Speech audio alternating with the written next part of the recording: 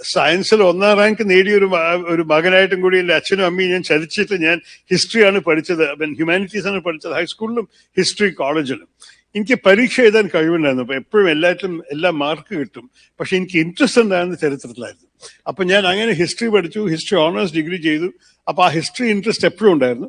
ഞാൻ എപ്പോഴും സിലബസിന്റെ അതീതമായിട്ട് വായിക്കാറും ഉണ്ടായിരുന്നു. അപ്പൊ എനിക്ക് നല്ല അറിവും പിടുത്തമുണ്ടായിരുന്നു. അപ്പൊ ആ ഹിസ്റ്ററി ആയിരുന്നു എനിക്ക് എളുപ്പം.